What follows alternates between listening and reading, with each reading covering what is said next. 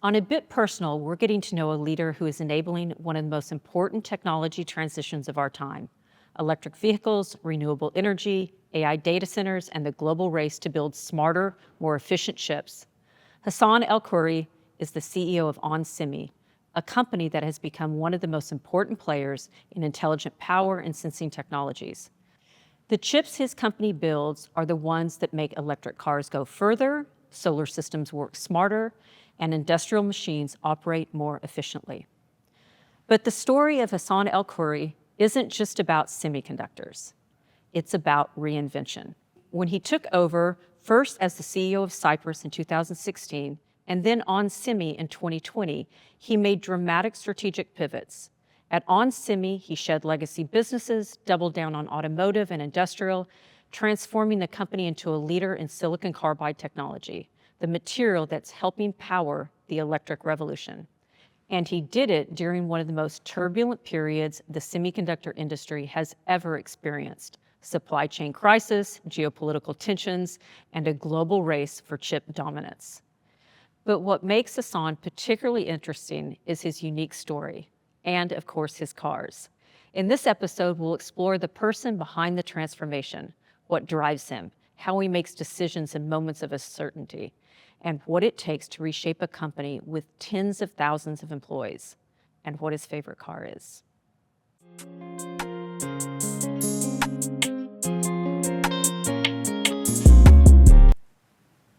Hassane, thank you for having me and being my guest on A Bit Personal. Yeah, no, this is great. And this is the best venue ever. Okay, so I remember when we were in Napa a few years ago, and you were telling me that you had a little bit of a car obsession, and that maybe during COVID you have to have intervention or something. And Yes. so, okay, I understand now. I understand this obsession. It's a little bit more than an obsession. Yes. Some days. So tell me about where kind of this passion for cars came from, and then maybe point out a few of your favorites. And I know that we get to do a little tour. Yeah. We'll walk around. Okay, I'll show you okay. some of them. So, obsession with cars. Well, it didn't start as an obsession. It started as a dream. Mm-hmm. So I grew up in Lebanon. I remember I was 12 years old. I watched the movie Bullet, Steve McQueen. Okay. You know, the famous car chase in San Francisco. And what car was that? It was a Mustang. Okay. And from that moment, you know, we didn't have internet. I had no idea what the car is. I had no idea what any of this stuff was. But it was this dreamy, faraway land that has these cars and these car chases. And from that moment, it was like, it was unattainable when I was 12. But in the back of my mind, I'm like, I want that. And the rest is history. Wow. Well, okay, so tell us a few of your favorites here, and maybe some of the first, because again, if it was a dream, what was that first car purchase like? So actually, the first car I got was a Mustang. Okay. Now, the one in the movie is a fastback. I couldn't afford a fastback. So the first savings I had, it was literally the first car I got. Okay. It was $2,500. I could see the road from the floor panel. It was so rusted. But you know what? It was my car. Okay. I bought it. It was a coupe Mustang. I still have it to this day, over 20 years. Wow. And that is always going to be the special car for me. And that's the car I work on the most, actually. Okay. It's a never-ending project because there's always something I can improve. And you do this all yourself. You I do. restore these cars. I do. I love it. I mean, there's things I know, my level of incompetence, but if I can find it on YouTube, I'll learn it. Okay. And I'll get it done. And this collection, these are all American cars. It's all American, actually. Okay. So when I moved to the US, I landed in Detroit. And Ironic. it's kind of where I mostly grew up. Okay. Or became aware, I should say. And a lot of my friends worked on their cars. And one thing led to another. I'm like, there's a lot of history. There's, you know, the V8s, there's the muscle car. And that became my passion, or where I get drawn is this American muscle. And it shifted a little bit to also American history. So what you'll see is not just muscle cars, there's history here too. Okay. So every car here has special meaning to you. Every car has a story. Okay. Either story for me or the story that came with the car, either a prior owner or an experience or something I personally experienced, and I have to want to drive the cars. And you drive them around Austin. I drive. If I can start it, I will drive Okay. it. There's no car that I won't drive. I bet everybody in Austin is like waiting for, I wonder what car Hassan's going to drive today. Yeah, wait till Yeah. when I go try to valet something. Nobody wants to touch it. Yeah, or they maybe do and you don't see it again. So yeah, either way. So what is the craziest car that you ever bought? The craziest car I ever bought. So crazy is a perspective, just to say, because I've had There's levels. There are levels, because there are cars I have. I'm like, oh, this is like a normal car. And people go, no, it's not. A little crazy. So there's different levels. So Okay. from a speed crazy level, it's the one behind you. Okay. It's the Mach 4 GT. Okay. And it's for a racetrack. that's a race, Okay. race only car. Another crazy car, I have a 1925 Ford Model TT Wow. with a crank wheel. People look at it like, okay, that doesn't belong here. You're crazy to just have gotten it. I look at it as it was a car. It's actually a piece of art. Okay. It's better than a sculpture to look at. Do you drive that around? I did once. Okay. I just don't know how to drive it. It has too many levers. Okay. But there is a Austin Model T club that I found. Okay. And they told me they will teach me how to drive it. Nice. So I got my connections. That's cute. So do you have any regrets about maybe something that you did or didn't buy? No regrets. I have patience, Okay. few things. But I'll give you the rule. Okay. If I ask myself one question. If I wake up in the morning and the car is gone, would I regret it? If the answer is yes, I'll buy it before I go to bed. That way, I solve the regret problem.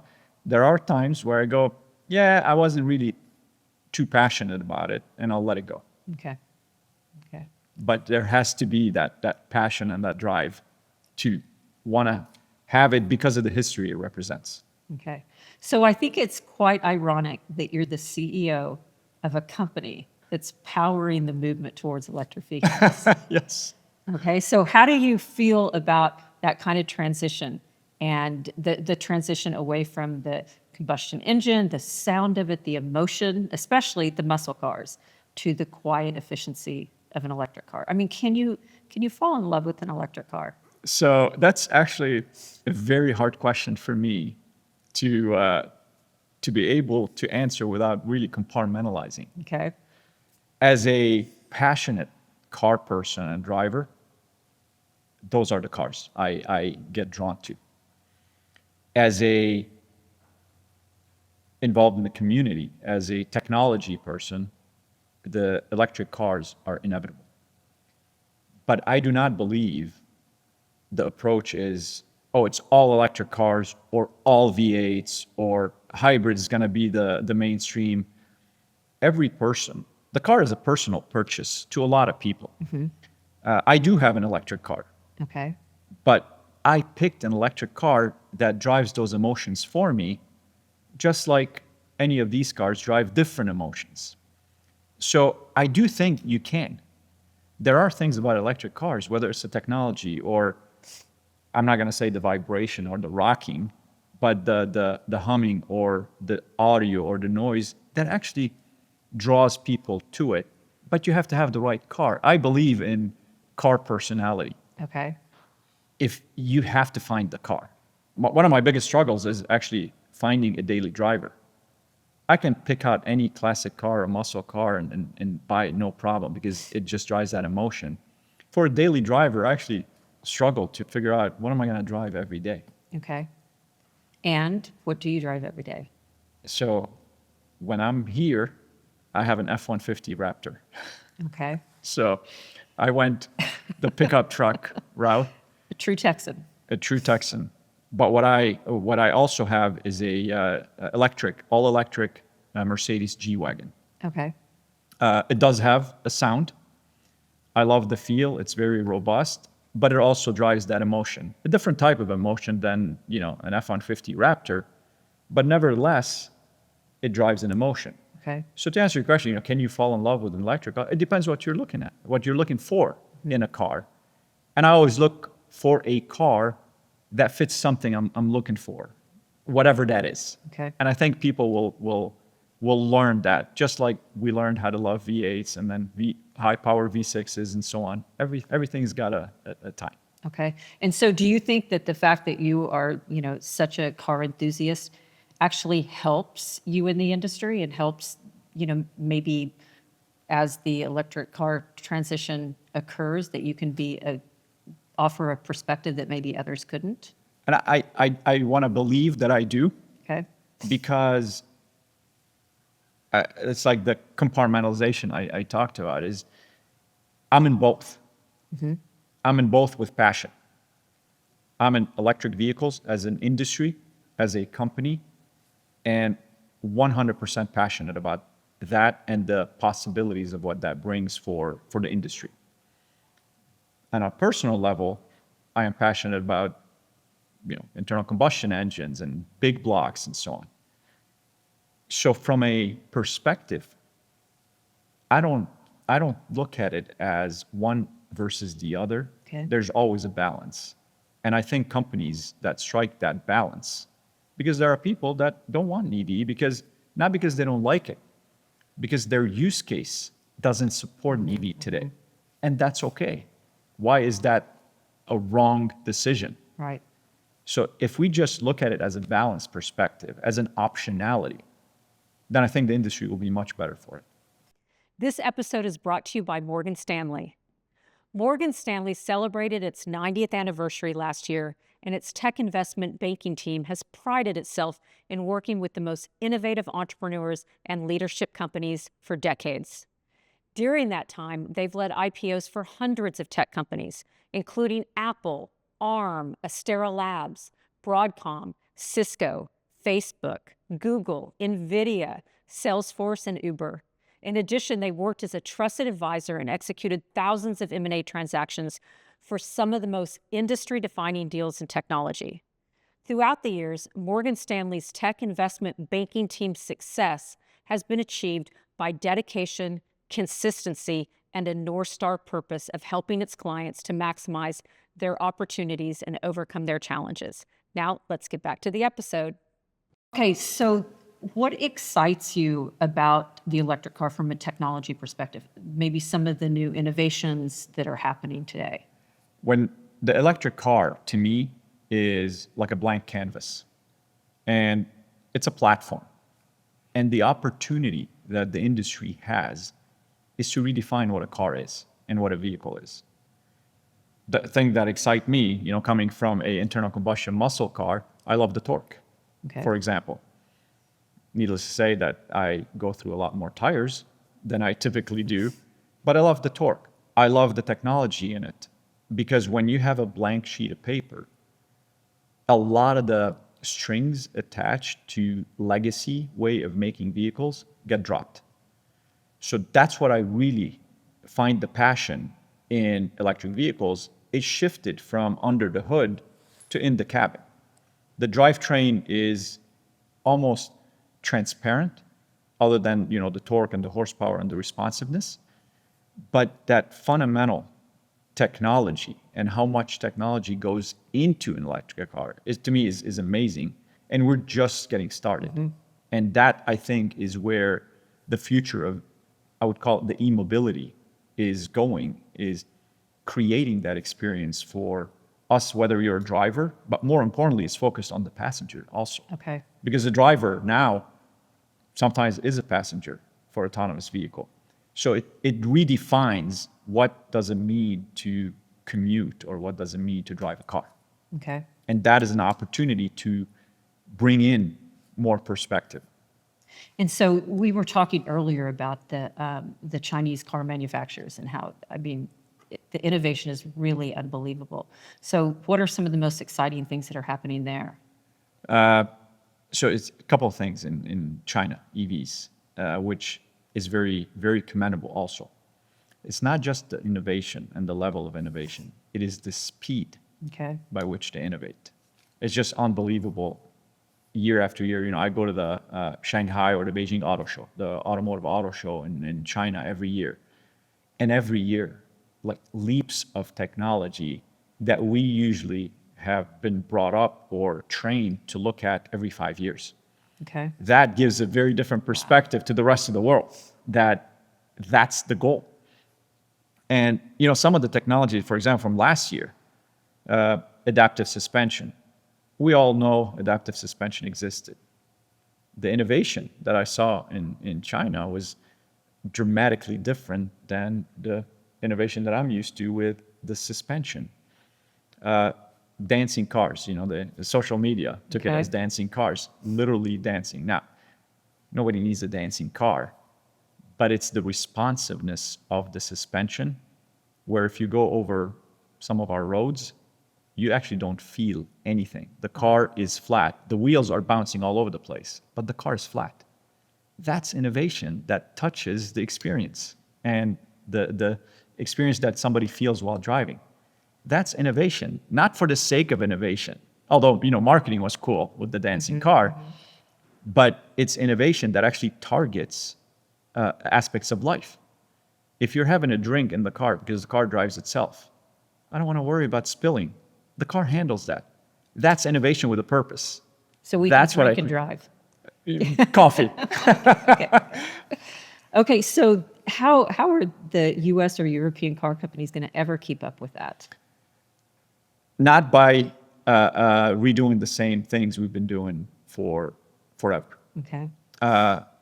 So it's not about China, just China. Let me just put it in perspective. There's categories. You have the traditional OEMs, then you have the disruptor OEMs. Disruptors, China is a disruptor OEM.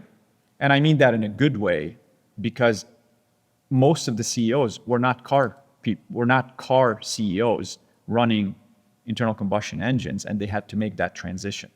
It was blank sheet of paper. We're going to do a car company. We're going to start electric. No legacy, no strings attached, no history of all of these things. History is good because you don't repeat mistakes. But history can also be a holdback. Well, we've always done it that way. So the shift that US or European or any non-disruptor or traditional OEM, they have to have a disruptor perspective. Now, it's way easier said than done. You have to have that kind of the guts and the push, because you're going against the grain. Mm-hmm. And you're not going to say, oh, we're going to be a disruptor. And then everybody goes, we've been waiting for you to say that. It is as much of a cultural shift as it is everything else. And that, I think, has to happen before we even can talk. Because it's not about, China OEMs are more innovative than our European or US OEMs. Innovation is everywhere. How fast can we do it and how quickly can we pivot? That's, I think, what's going to be the holdback, not the level of innovation. Okay, so in the U.S., obviously, several of the U.S. manufacturers have pulled back on EVs. You think that they're going to, if the transition is inevitable, then won't they get too far behind? It's the example I say is you can't study before the test. Okay. And what that means in reality is you're not going to wake up one day and make the best EV if you haven't gone through generational improvements over the EV. Okay. I talked about, the speed of innovation in China. Every year, they have 1 or 2 design cycles, or in my view, it's a learning cycle, which means the learning rate is much faster. I think, and I don't run these companies, so it's easier for me to look at from the outside, but I think technology is moving at such a pace. Look at AI. Technology in general is pulling much faster innovation into the industry. That's happening also in automotive. We've always looked at automotive as, it's kind of slow, so we'll see that same technology 3 years from now, 4 years from now.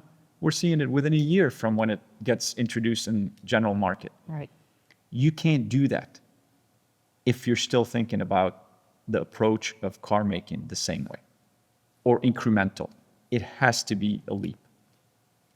Well, hopefully someone internally at these companies are thinking about this. So. Or they can listen to the Yeah, podcast. and they will starting tomorrow.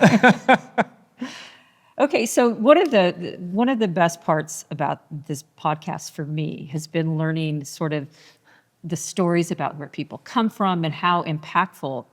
I mean, we all know that childhood is impactful in general, but really determines how resilient and tough a leader is. And your story has that same thread. And of course, if you look at someone's career, sometimes it may look linear, but there's all kinds of hang-ups and bang-ups and pivots and all kinds of challenges that get you there. So you were born and raised in Lebanon. Yes. And I have to tell you that every Lebanese person I know has a certain grittiness, a certain toughness and resilience, probably from growing up in the 80s and 90s during the time of the events, Yes. or civil war, as the outsiders may call it. And so I want you to take us back to that time. So I want to hear from you about what it was like to grow up in Lebanon, and maybe what part of that world still is in your mind and is part of the way that you think and do things. Yeah, it's I always look back because I'm here. I've been here longer than I've lived in Lebanon. But I always look back because I see the news, unfortunately, what's going on in the region. You hear the news, you can't escape the events that are happening. And I look back, I'm like, I was there during such events. Different wars, different parties. War is a war, and the impact it has on people is real. And it's not just what we see and feel when we watch it on TV. On the ground, the impact is way more real for sure, but it's way different because it's permanent. So I grew up in the war. And I smile because that could have gone very, very differently for me. And what I mean by that, when you grow up in a war, and it wasn't, I grew up in, I think, 2 or 3 different wars. So there were areas of peace or duration of peace, but nevertheless, it was war. We moved homes 4 times, meaning house got bombed, we had to leave. One time, I remember, and I'm talking even with my parents, we lost a house before we moved in. Wow. So you want to talk about the pace of, in this case, unwanted change. It's unbelievable what disruption that creates. And when I say it could have gone 2 different ways, this could have taken me in a victim level mentality. This is happening, it's the environment. But the way it took me is the resiliency of it doesn't matter what happens, you get up and you move forward. Whether it's a foot, an inch, a mile, it doesn't matter, just move. That's the resiliency, and I credit that to both my parents. Okay. They never backed down. I mean, think about it, 4 homes, and working 2 jobs is not like something back then, it didn't dawn on me.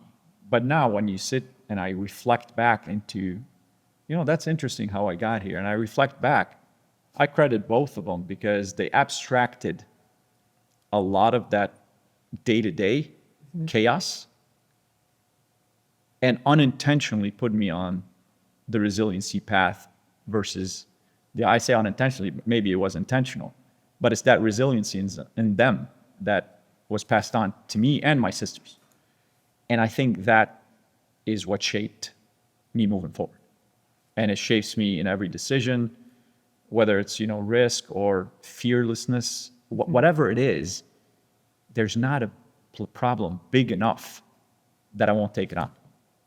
I think that, because it can't get worse than a war. Right. Everything else is kind of problems on a Monday morning. So a different perspective. Right.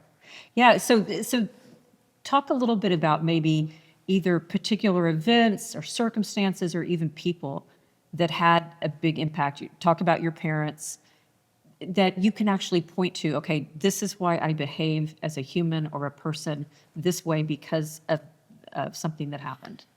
Look, I would look at it, every person I meet it doesn't matter how they believe they were influential or their role in my life, influential or not. Every person I meet has something to teach if you're willing to listen. It could be, small behavioral things, I mentioned all the stuff from my parents. To give you an example, from just growing up, not thinking twice about it. My mom did 2 jobs. Woke up at 4 in the morning to go to the first one, and by 8 to the second one. Okay, now, that's working when most people go to get a coffee before their first job. Okay, that is very different when I looked at it. And that taught me a lot about hard work, and you're not better than any job you do. Just focus on the job you have to do and do it well. So I learned a lot of that I still carry with me. I never look at what's next. It's what am I doing now, and am I doing it the best way I know how to do it? And if not, can I learn it to be the best at it today? Not about what it will lead tomorrow and so on. That drove me in my career. Same thing with my dad, the work ethics. My dad will take his shirt off to give it to somebody at work before he thinks of himself. That's loyalty, and that's work ethics and so on. A lot of examples like that I learned. Community. Living in a war, you only have the community, and we got pretty close in the shelters. But everybody pulled together. Mm-hmm. Nobody was better than the other. We're all in it together. Community matters. I learned a ton about that. I'll give you a story which may shock a lot of people. I remember being in our living room in the middle of a battle or war, whatever you want to call it. And we had wounded soldiers coming to our living room because my mom was an anesthesiologist. Okay. And they were getting help in our living room. Wow. Okay, that's community. Yeah. Regardless of what you look at and what impact and all that. So to me, and I fast forward, my uncle, who helped me come to the US, left a big impact. He left when he was 17. He visited Lebanon once. I met him once. And that impact is what actually planted the seed, what I talked about before, of this unattainable land, all of a sudden became attainable. Okay. Like it just, my vision became a dream, and then my dream became reality. All that stuff is impact that now it's clearer than what it was during the time it actually happened. Those are what I call the defining moments, mm-hmm. that you don't know when you're in it, but you can miss it. Right. And I'm very grateful. I missed less than what I took advantage of for these defining moments.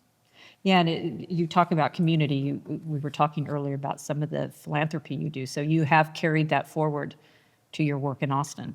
Yeah, I personally, I believe I'm very grateful for what life what I've accomplished in life through a lot of hard work.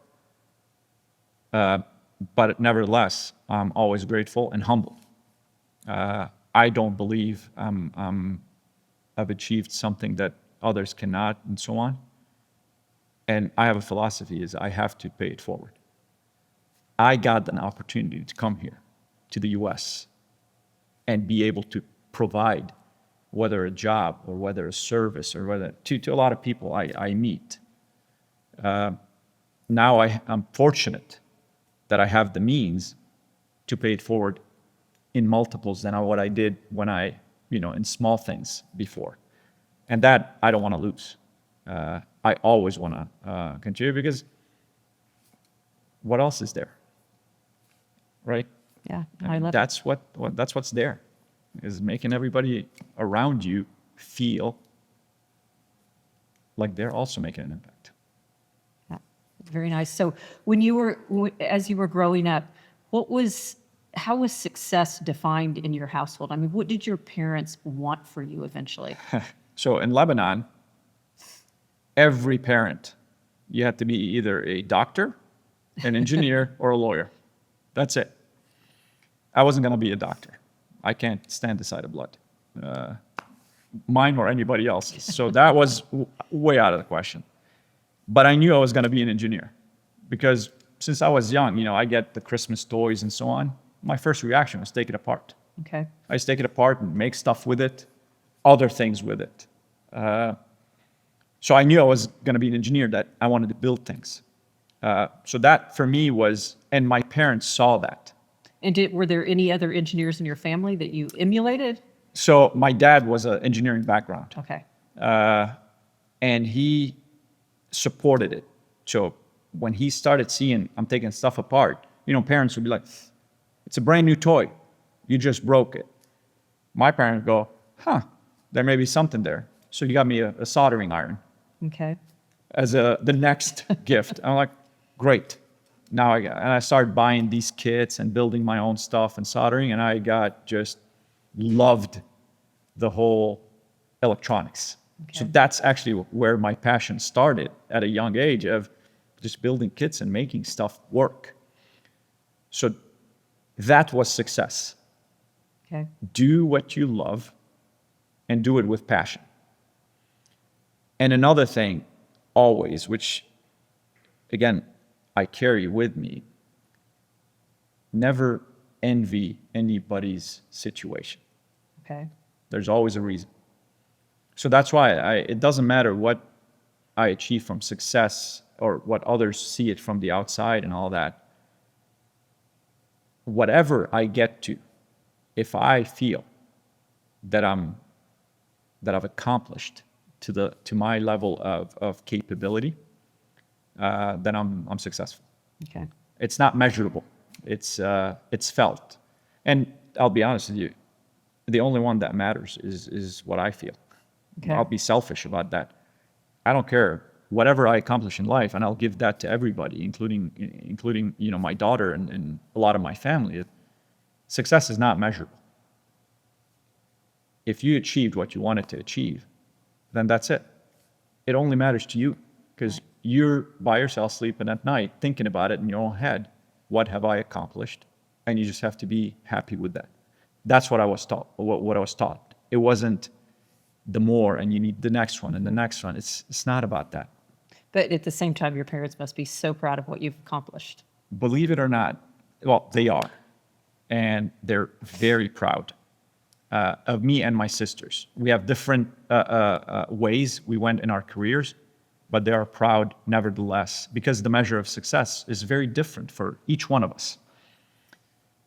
But, one thing I will say, until I became CEO of Cypress in 2016, my parents had no idea what I did.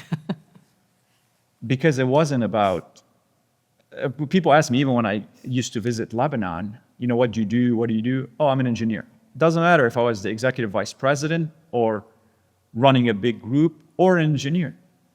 I'm an engineer. Because my accomplishment is my own. Until it became public in the news, okay, and they saw it on Facebook, and people start calling them. They called me, literally. My mom was like, how did that happen? Is that like a big deal? It's like, well, it kind of is a big deal. And they were very proud of me. But they didn't see the journey. Right. They just saw the hard work. I worked hours. I had calls at night. So for them, it's, okay, he's successful. He works hard. He's got that loyalty. He does not cut corners, which is what they taught me. So they could see a lot of the traits that they imprinted on me without knowing it in action. So it wasn't about what role I did or what level in the company. It was, okay, he works hard. Right. Probably more proud of the man you became than necessarily the executive you became. And that's always, they have high standards, okay, for the person. Again, right, it's not about the job. For the person I am, but also the person I will continue to evolve. And I hope I stay ahead of their expectations. Right. So when you're a kid in Lebanon, I mean, yes, you saw the Steve McQueen and this kind of stuff, but did you ever really imagine this life? No. Not even close. Okay. Yeah, I mean, I don't even know how to. I didn't even know what this life is or could be. Didn't even know what to dream. I didn't even know, what to dream. There was no internet back. I mean, we barely had power. But I couldn't even formulate a dream for you when I was growing up. And that's why this, to me, is just, again, humbling. Like, every day, I'm grateful. And that's not going to go away. It doesn't matter. Okay, so when you're 17, you leave to come to the U.S. I mean, that's difficult for anyone, much less a kid.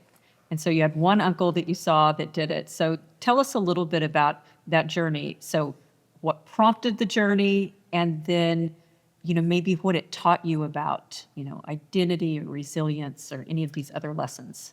Yeah, so my uncle visited Lebanon, and that's where this started to formulate that it's a possibility. So that's when I really applied. Okay. And he guided me of, no, you can apply to university. I'm like, really? Me, this kid, in Lebanon? Yeah, you can apply. So I did. And, it was one of those, we're still mailing stuff. And the post office in Lebanon, I mean, it's not your Amazon Prime.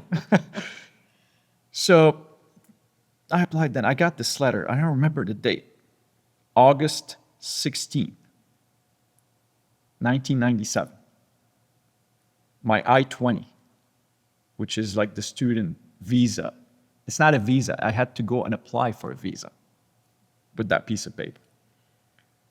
And again, my parents were very supportive because they knew I'm such an engineer and a techie, and there's nothing for me in Lebanon to do that passion, to be successful. So we went to the airport because there's no consulate in Lebanon at that time. Okay. Because I needed a visa. So my dad's like, let's go to the airport. And we had to go to Cypress. No, believe it. That's, ironic. Okay. Very ironic. And we couldn't get a flight. My dad's like, so he called somebody, like, yeah, they have a Cessna, 4-seater prop plane. We're like, let's go.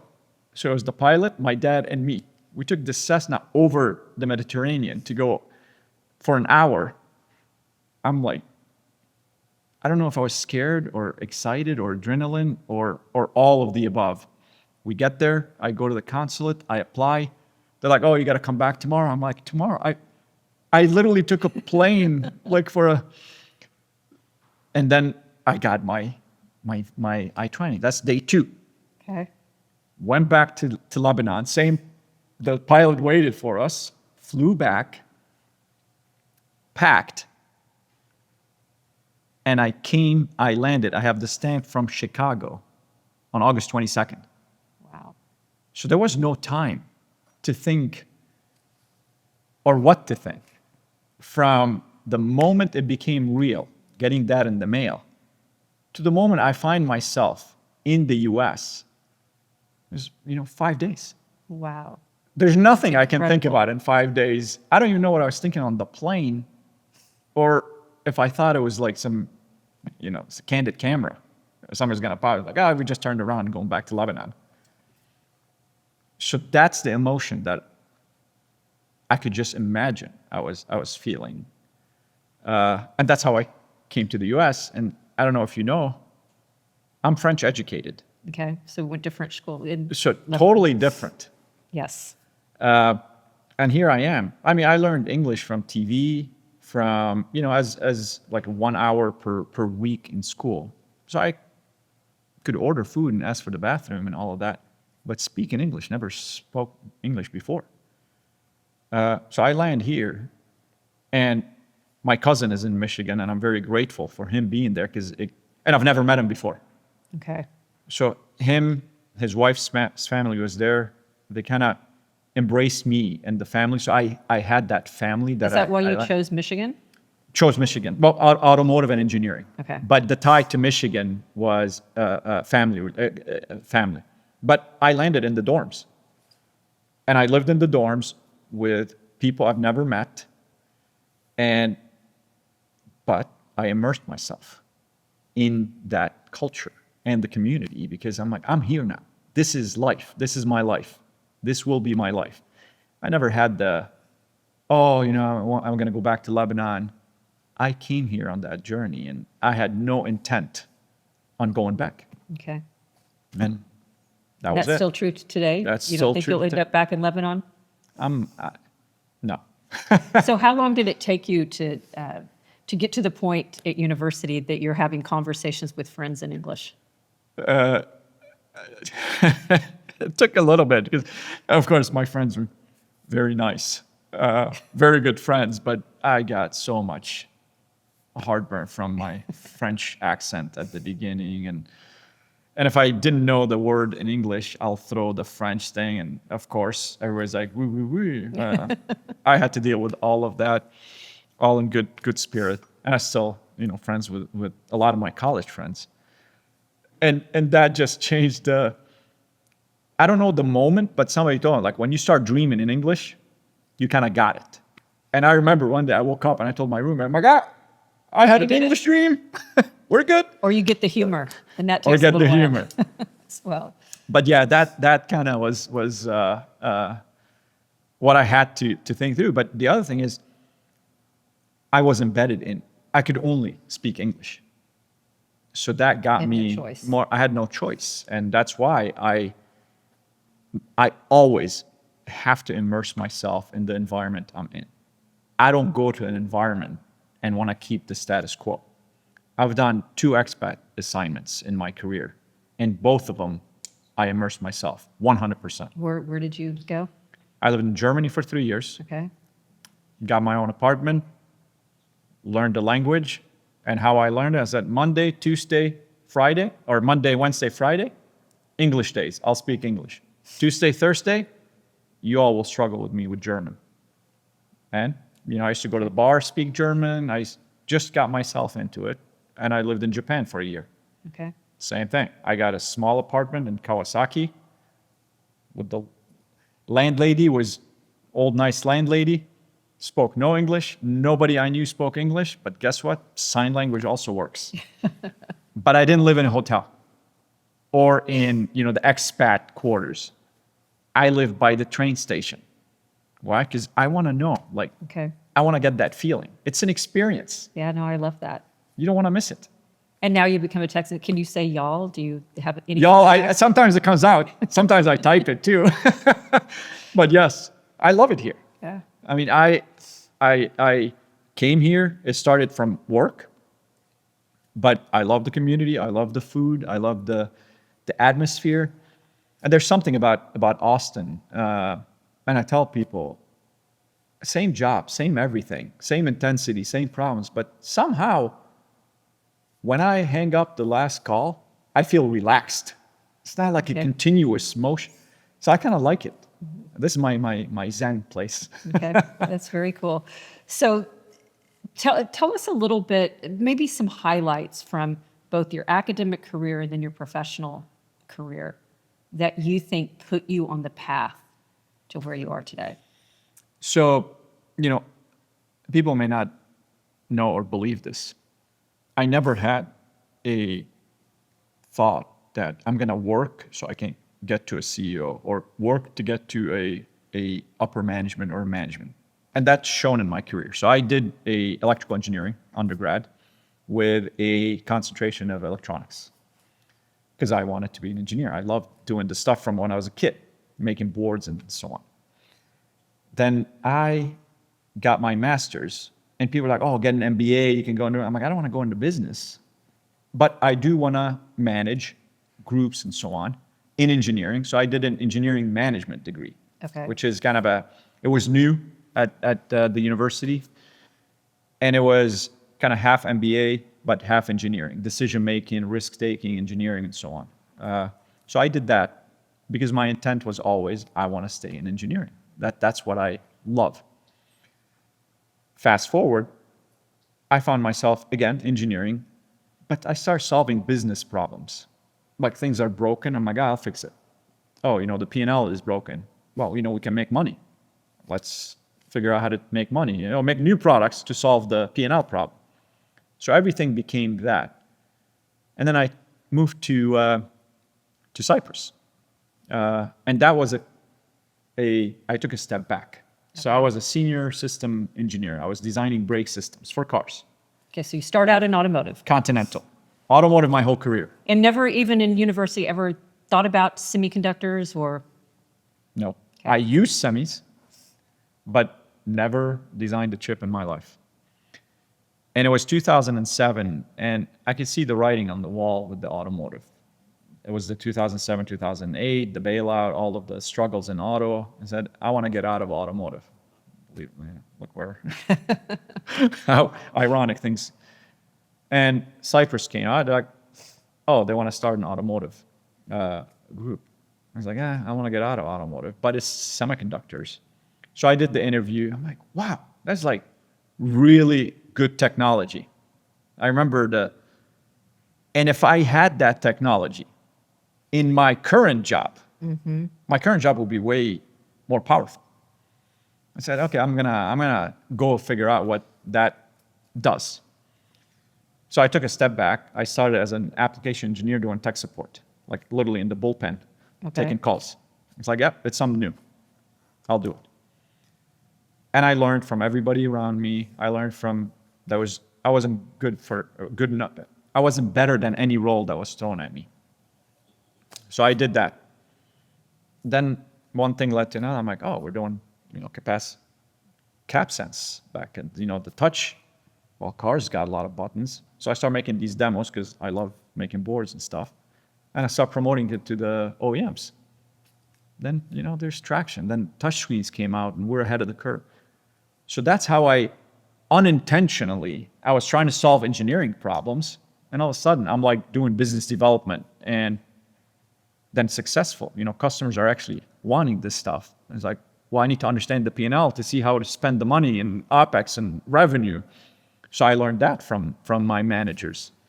And one thing led to another, and that's how I got into P&L management. So it was not a well thought out, believe it or not. It wasn't a clear path. Vision board. There was none of that. It was, I'm just gonna follow where the path goes back to do the job I was doing. And that's how it happened. And they're like, well, okay, the P&L, there was an opening for the P&L for automotive. And TJ called me because he had the say in who runs any P&L. Okay. It's like the highest honor. And did you know him at that point? I was in meetings with him. Okay. Not even at the boardroom table. I was in the, the bleachers. Okay. So I knew the intensity. Let's put it that way. And he called me. I said, yeah, I'll do it. Because it was, I was doing something new to learn. The pattern here is curiosity and learning. Is. Like it is. I have to learn. I have to continue to learn. So I did that. And then I'm a systems engineer, so I did the hardware and software. Then I took on the software group. And then all of a sudden, I'm an executive vice president,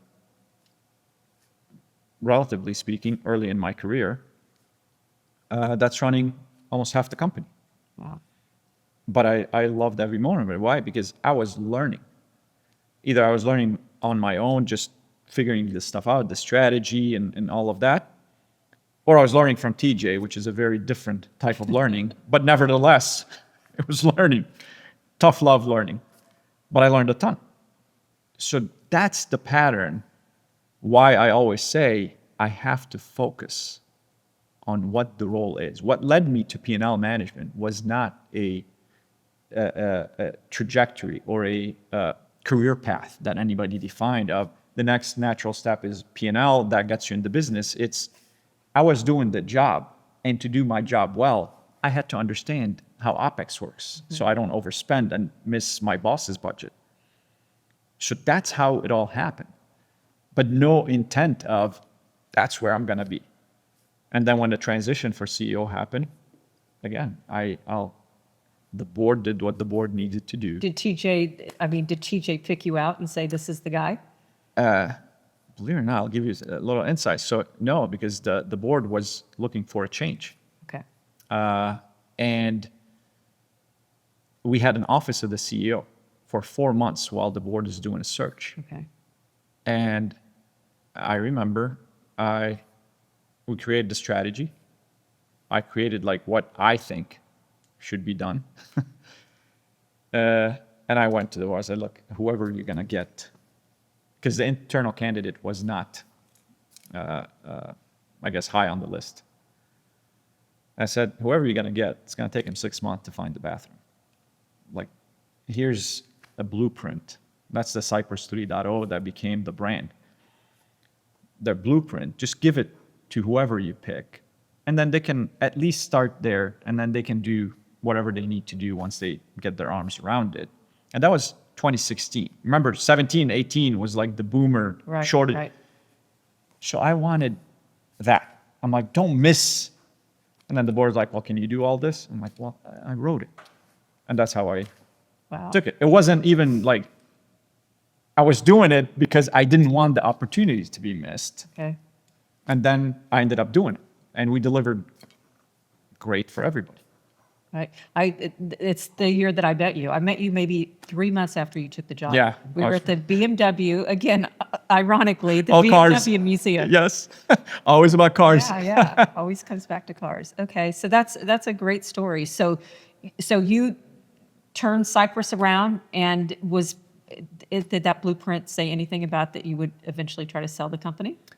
No, because first I was having too much fun. Okay. And two, a lot of the work we did in the first 3 years, we haven't yet seen the fruits of it, which I see now from the outside. I'm like, we did good from a technology. Because it wasn't about what it could and could not. It's like, I had the role, strategy, culture, and maximize the potential of the company. I think getting acquired and having all of that interest when we started running the process was a testament that we did our job very well. And I think that is what I call a bittersweet. I would have run the company for as long as I was useful. But, I also have a job, which is shareholder value creation, and I know that job too. And I don't control if we get acquired or not. But I can tell you, if we didn't do our job well, we wouldn't be acquired either way. So It's kind of you have to do the job well, not thinking about what the consequences are, other than the job is do well, strategy, shareholder value, and taking care of people.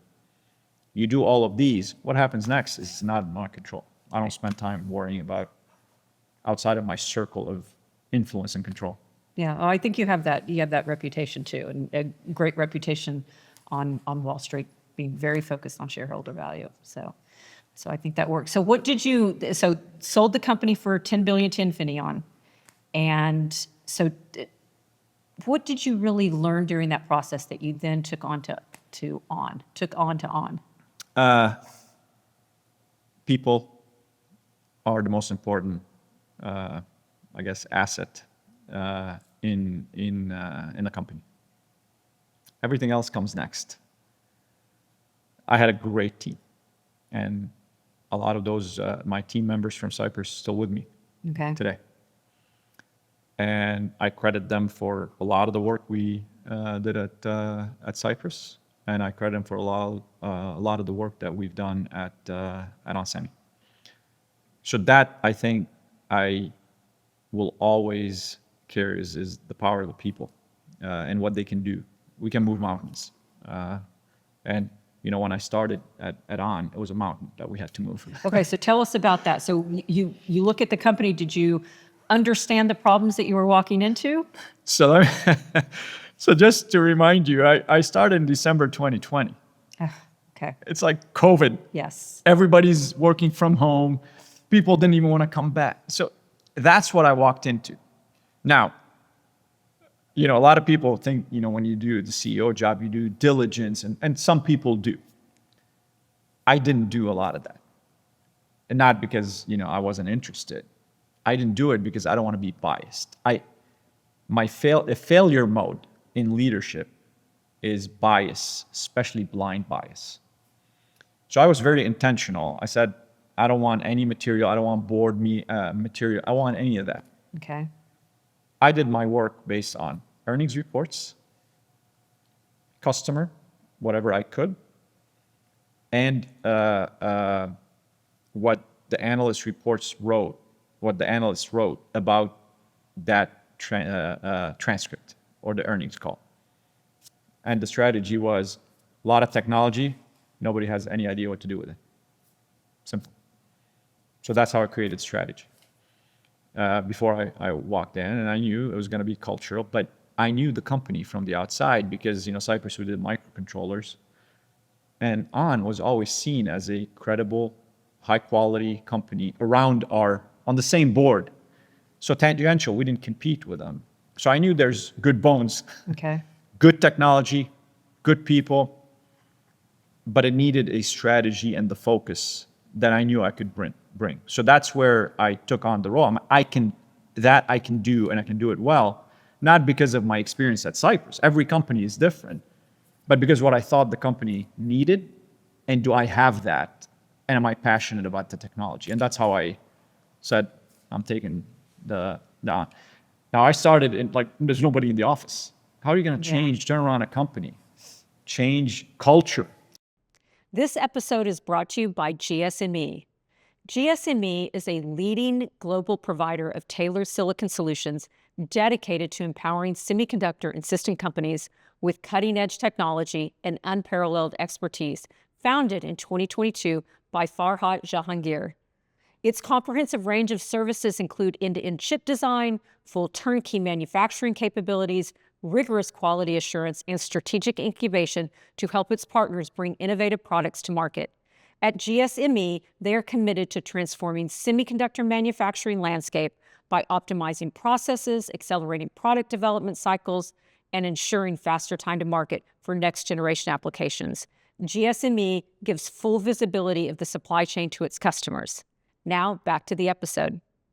How did you determine what the strategy and focus needed to be? And was part of the problem cultural? You said not technology, it was cultural. So cultural, which is everybody in the industry, and look, I struggle with that, and I'll be very open about it, looked at Onsemi as a trailing technology company, which means a fast follower or the innovation. There's a lot of innovation there, but it wasn't what the company was known about. So the technology, the good, strong bones were there. It needed focus and it needed direction. And what I mean by direction is do a few things, but do it very well. Because success in fewer things will build upon success of subsequent things. So the hardest part of it about what not to do, it wasn't about what to do. Okay. Because what not to do allows you to do what the rest of it better. So doubling down is something I believe in. I'm very cognizant the difference between tactic and strategy. And it's a very simple test I teach employees in the company. I said, if you can undo your decision, it's not strategic. No. That's the very simple test. If you wake up tomorrow and it's the wrong decision, can you undo it? Yeah. Then it's not strategic, it's tactical. Commit to it, convince, and then you will drive it with passion. That's strategic. So I had to do all of that. And those are not easy decisions, what not to do. It's like, oh, well, what about this? Guys, you want to do it or not? I brought in a lot of new people, that some I knew, some from the outside. And that's how we started. While, remember, it was December 2020, like I said, COVID. And I thought the biggest thing was going to be, how do I manage a company with everybody at home and so on? Because this is new for all of us. A month later, I get these calls, escalation calls. All the semiconductor shortages started. It's like, sorry, what part? I don't even know what group to call to figure out where I get to the part. Like, that's how fresh I was trying to deal with one of the biggest semiconductor shortages in the industry we've had. So that's how I kind of baptism by fire. That's how I got people in, brought people back to the office. We were 5 days a week, one of the first companies. Again, oh my God, we're going to lose this. You know what? The work is here. We're an engineering company. You can't innovate remotely. Be here, be present. Okay, so you were one of the first. Yeah. And guess what? We got a lot of people, and that's how we drove innovation. We have, I said it on the last earnings call. we delivered more innovative products in the last 2 years during the downturn than the company has probably in a decade. Innovative meaning industry first that nobody else has. Okay, that's credit to the team. That doesn't happen because, Hassan showed up and put a strategy together. I gave the what. The how is all done by the team. So I always go back and I anchor on people. So, I mean, as you talked about transformations, I mean, it's a lot of really, really tough decisions. So what was one of the hardest decisions you had to make? Look, every technical, I don't have a problem. Uncertainty, no problem. In our industry, the cyclicality, in our industry, the transformation, I always, and I'm sure people say, oh, yeah, everybody says that. But I always struggle when we do restructuring. Because it's not, we can make another product. I mean, it's people's lives that you're impacting. Not specific people, but in general. That's always, that's a little bit personal. Right. Just because the ramifications you don't know. But it doesn't mean you have to be afraid to do the right thing. But it's got impact. But it also means, once again, back to the fact that the parents raised a good person, and you know what, those things they have to bother you. Look, I'll give you an example. When we do a restructuring, it goes in the news, somebody picks it up.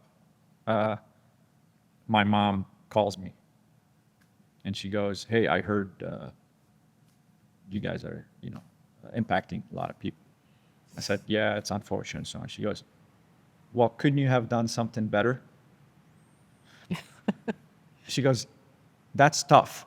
I said, yes, that's why I had to do it. And my mom doesn't like it when she reads that stuff. And she calls me on it. Mm-hmm.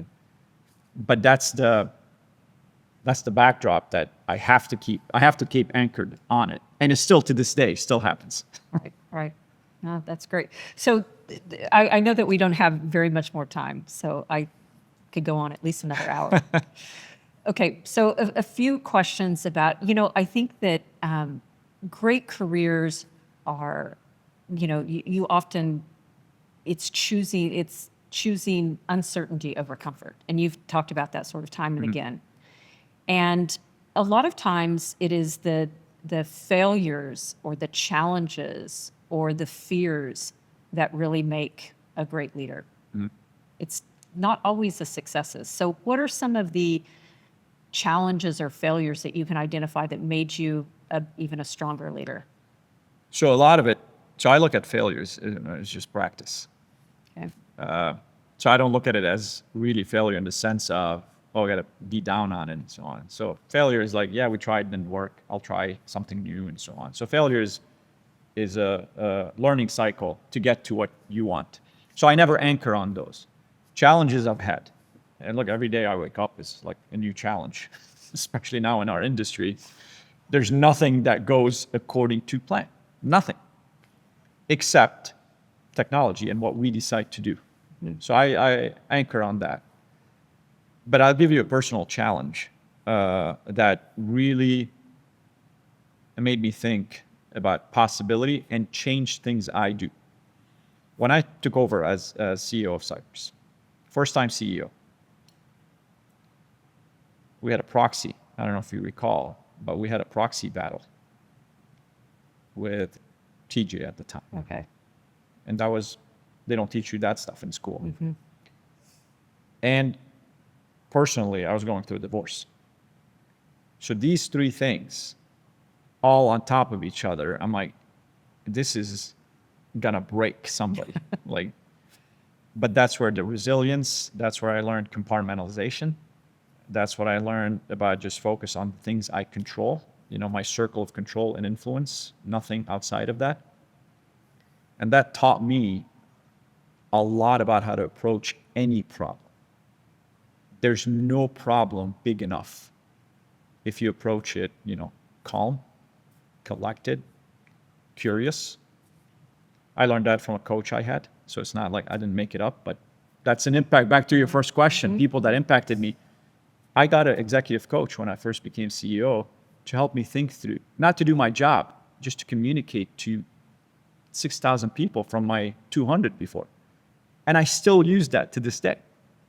These are the things that I carry. These are challenges that I used to grow to the next level versus use it as a, beat down. Right. It's all for a purpose if you take it in that perspective.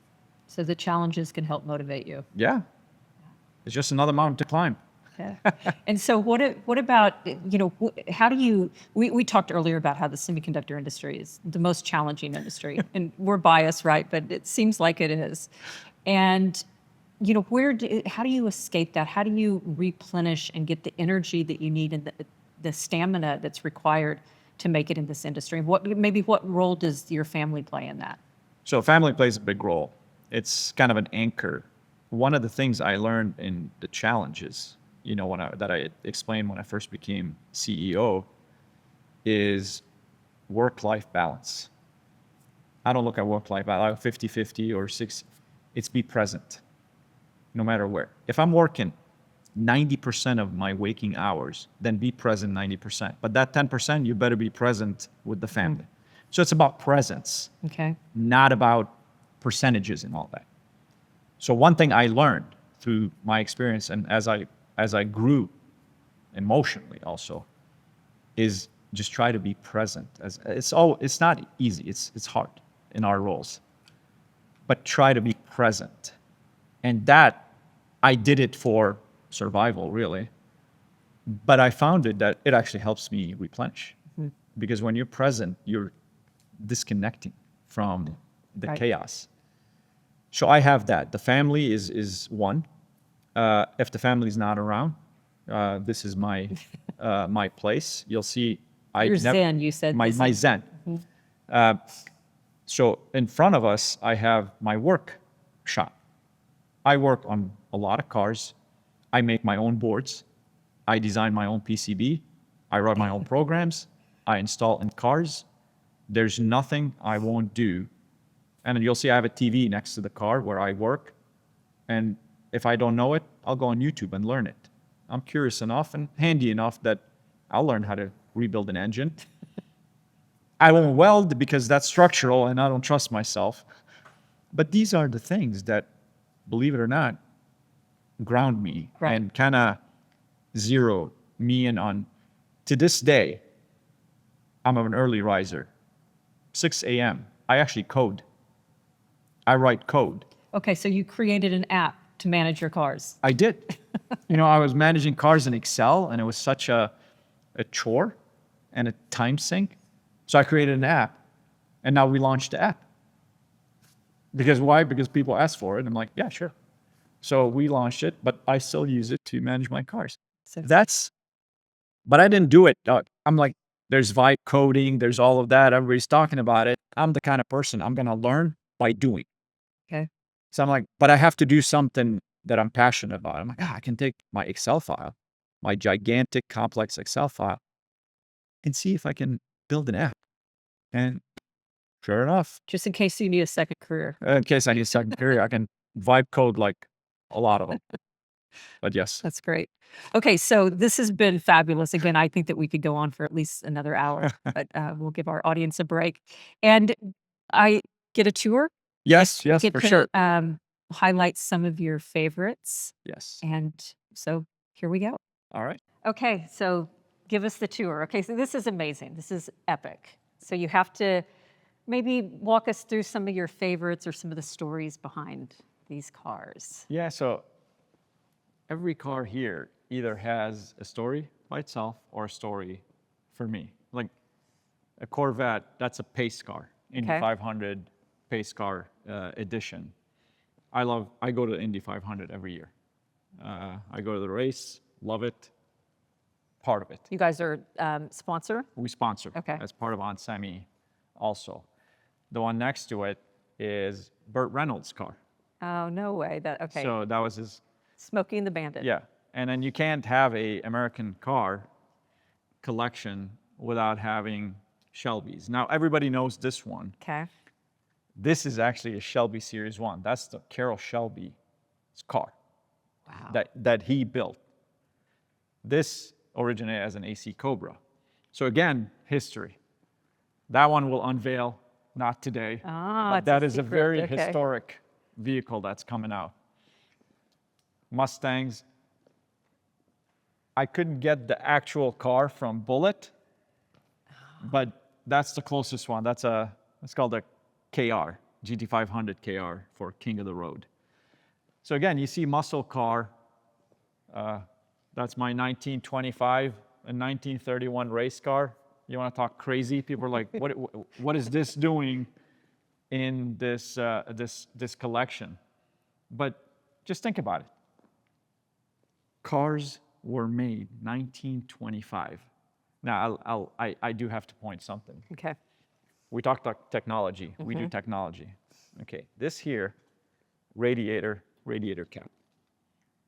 That's a mercury thermometer. That's the temperature sensor. Wow. And the driver will see the mercury coming out here, and that's how they know if the temperature is too That's high. incredible.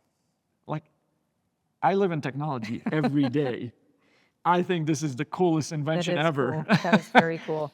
So these are the things I have to get. That's the sentiment that it raises. No, I get it. And I love these Broncos. This is like my favorite. And they're so iconic. Ford brought them back. So what do you think about the new one? I think they did a very good job keeping the heritage Okay. of the Bronco. It's recognizable. It's got the ruggedness. I think they did a very good job. We have one that's like that color, Yeah. the Bronco. Yeah. Of Okay, course. So Now you can't Back to the Future. love American if you do not love the Back to the Future. I do. I love that. It's one of my favorite cars. So yeah, like every car. Like I grew up watching, Back to the Future. Yes. So everything here either created a story in the industry or like created an impact on me. Okay. The Prowler doesn't belong here.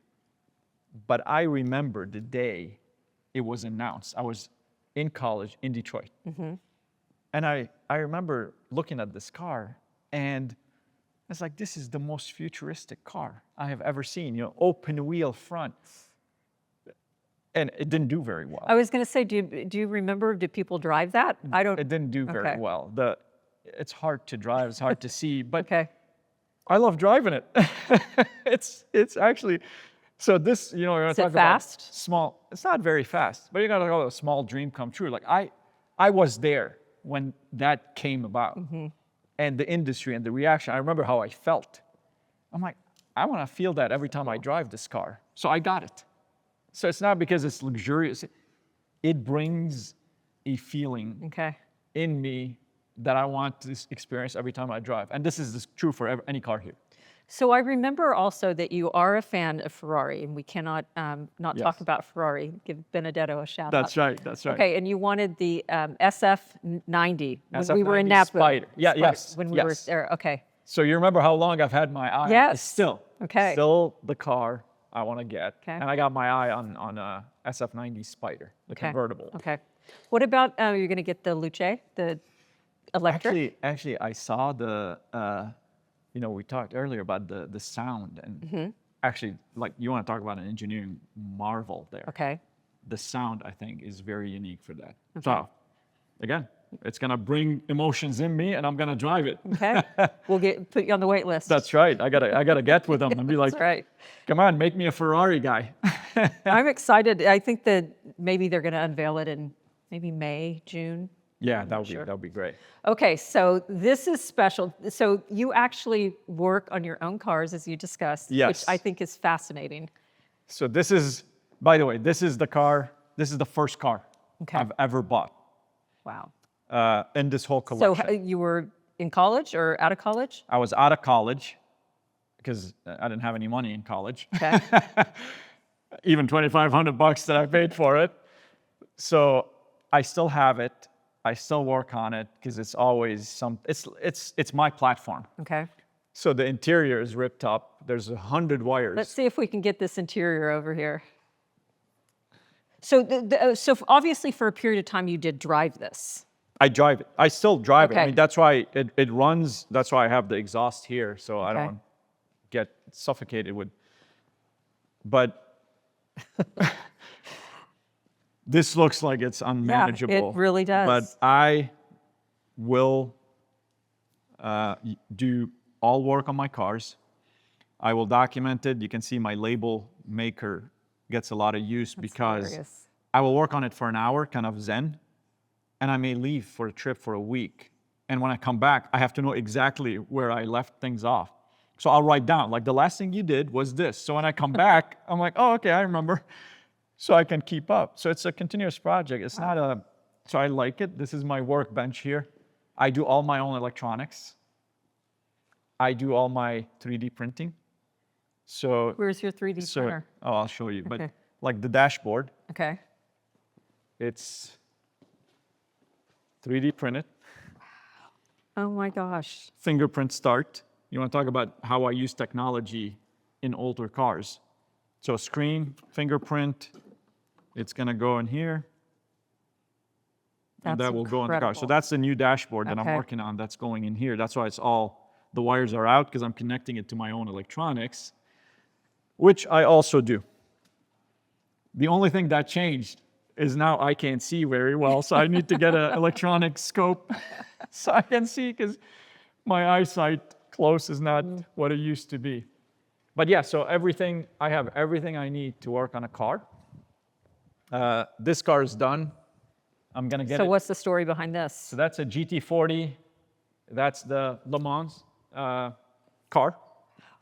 That's what, right? It's also a right-hand drive. Okay. This is actually very cool. So this is right-hand drive, European. But because the drivers were American, the shifter is actually on the right also. Oh, that's so funny. So you're Yeah, still yeah. driving normally, you're just sitting on the other side. Like, that's history Yeah, that is so cool. to me. So that's there. And then, yeah, I'll show you the 3D printer. Everything I do is a problem that I want to solve. Whether I know how to solve it yet or not, I'll learn. So my 3D printer station, every color, every material, whatever swap, I can get any additive manufacturing that I want. I will get it done here. Wow. So I always have some project going just so, you know, that curiosity, Right. that drive, that learning. Like, I want to learn something new. You know, I always have a TV that I connect my laptop to, Okay. because I never worked on an engine before. And now I'm taking it apart to fix something. YouTube is a very good college. YouTube, somebody was nice enough to do something similar and record And it they and record it. post it. And I will learn Love it. from them too. What are the helmets for? So helmets are racing. So I do race. Okay. I race against my own time. So I don't do competitive contact. Do you do that here in Austin? You have a racetrack. I actually do it in Southern California Okay. at Thermal. Okay. So I do race. So some of them are usable. The McLaren one was a gift from McLaren. So yeah, I mean, I love the passion. I love the intensity. And again, the community here is great. You know, the graffiti. Yes. What's the story? That's a local artist. Okay. I bought one of his paintings. But again, back to, you know, you can buy a painting and go on and with your life. We bought a painting, great guy, invited him over. We're just sitting here, just chatting. And he was showing me some work that he did. Jennifer was here, and she goes, "What about the four walls? You know, this and this." He's like, "Yeah, we can do that." And it turned out I love perfectly. it. No, I love it. So again, it's the people you meet, it's the stuff you do together. I mean, that's what you remember. It's the stories, it's all that. That's why that's why I like that persistent, continuous memory building through a journey of life. But nothing else is gonna stay with you. The stories matter. That's We right. really do. Well, thanks for sharing your story in this amazing place. I'm so honored It was and a grateful pleasure to to be here. It host. was really fun. It was a pleasure to host. Thanks. Thank you.